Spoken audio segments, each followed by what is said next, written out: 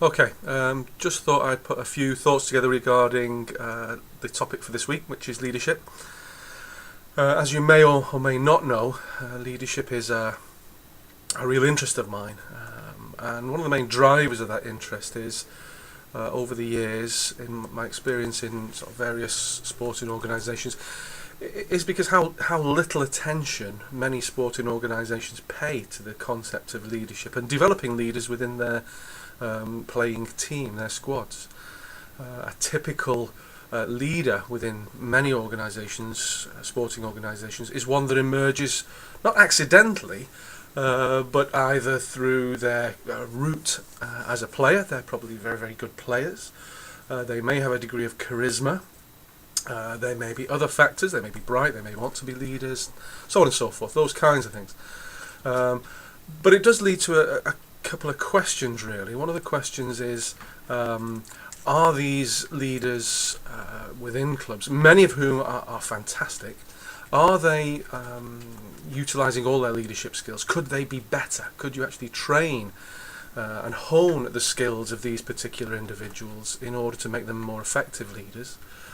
And secondly, are there a group of people out there who might make really good leaders who simply never get the opportunity?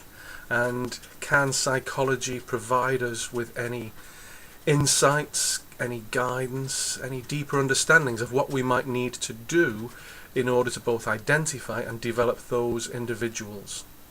Because it may be there's a real body of leadership potential simply being missed. So that's the kind of thing that's piqued my sort of interest in this.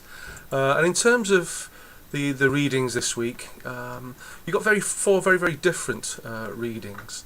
The first one is not specifically related to sport, but really provides a good platform for developing a deeper understanding of leadership issues.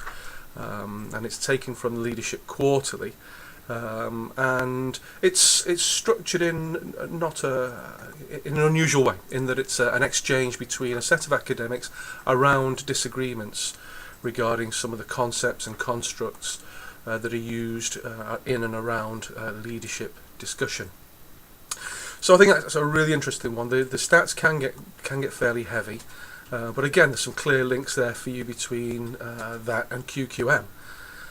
So it might give some resonance and depth to the work you're doing within the QQM module. Second article, leadership preferences of mentally tough athletes. You know my views on mental toughness and my what I would call healthy skepticism.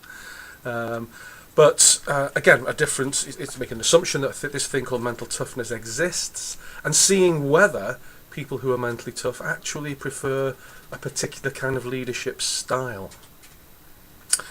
Thirdly, we have a qualitative perspective on research on leadership. Again, clear links between this and QQM. And I think one of the things I'd like you to do with these readings, in fact with all the readings on the module, is think application. What does this reading, what might the points that are being discussed here, what implications might they have in terms of working with athletes, or in whatever context? I mean, I'm talking about sport here, but we could be talking about leadership in small teams, exercise referral teams, those kinds of things. So we're not limited to the sporting context.